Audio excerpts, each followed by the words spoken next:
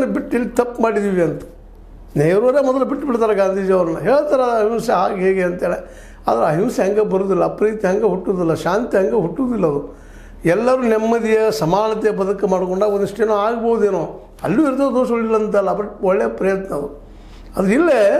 ಅದೇನೋ ನಾವು ಬಾರ್ಡರ್ಗಳು ಭಾಳ ಟೈಟ್ ಮಾಡಿದ್ವಿ, ಒಂದಿಷ್ಟು ಕಾಶ್ಮೀರ ಕಡಿಮೆ ಆಯ್ತಪ್ಪ ಏನೋ ಅಷ್ಟು ಅನ್ನೋದ್ರೆ ಒಂದೇನೋ ಆಗಿರ್ತದೆ. ಆ ಮತ್ತು ಬೇರೆ ಭಯೋತ್ಪಾದನೆ ನಿಂತಿಲ್ಲ, ಅಲ್ಲಿ ನಿಲ್ಲೂ ಸಾಧ್ಯ ಇಲ್ಲ ಅಂತ ಅನಿಸ್ತದೆ. ಈಗಂತೂ ಮತ್ತು ವಿಷಕಾರಿಯಾಗಿ ಇಡೀ ದೇಶವ್ಯಾಪಿ ಆಗ್ಲಿಕ್ಕತ್ತದ.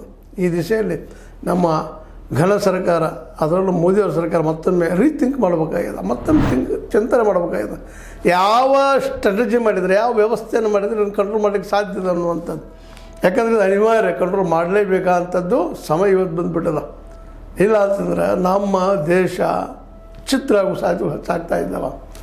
ಇದು ಆಗಬಾರ್ದು. ಅದ್ರ ಜೊತೆಗೆ ಇವ್ರನ್ನ ಹಿಡಿಯೋದು ಹೇಗೆ ಅಂತೇಳಿ ಏನೋ ಅಕಸ್ಮಾತ್ ಸಿಕ್ಕರು ಇವರು ಇನ್ನೊಂದು ಮತ್ತೆ ಬೇರೆ ಪ್ಲ್ಯಾನ್ ಮಾಡಿ ಬರ್ತಾರನಪ್ಪ ಹೊರಗೆ ಅಂತೇಳಿ.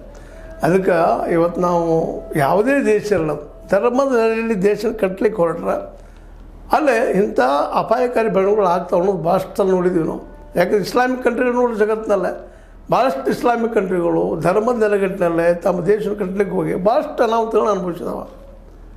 ಅಫ್ಘಾನಿಸ್ತಾನ ಇರ್ಬೋದು, ಪಾಕಿಸ್ತಾನ ಇರ್ಬೋದು, ಎಲ್ಲೋ ಸ್ವಲ್ಪ ಈ ಮಿಡ್ಲ್ ಈಸ್ಟ್ದಲ್ಲಿ ಅಲ್ಲೂ ಧರ್ಮ ಅಂತ ಇಲ್ಲಂತಲ್ಲ, ಸಿಕ್ಕಾಪಟ್ಟೆ ಅದ. ಆದ್ರೆ ಅಲ್ಲೇ ಕಪ್ಪು ಬಂಗಾರ ಅಂದ್ರೆ ಕಲ್ಲು, ಇದು ನಮ್ಮ ಪೆಟ್ರೋಲ್ ಅಥವಾ ಇನ್ನೊಂದು ಡಿಸೈಲ್ ಅಂತ ವಸ್ತುಗಳು ಸಿಕ್ಕಿದ್ರಂತ ಇವತ್ತು ಭಾಳ ನೆಮ್ಮದಿ ಇದ್ದಾರೆ ಅಂತ ಅನ್ನಿಸ್ತದಷ್ಟೆ.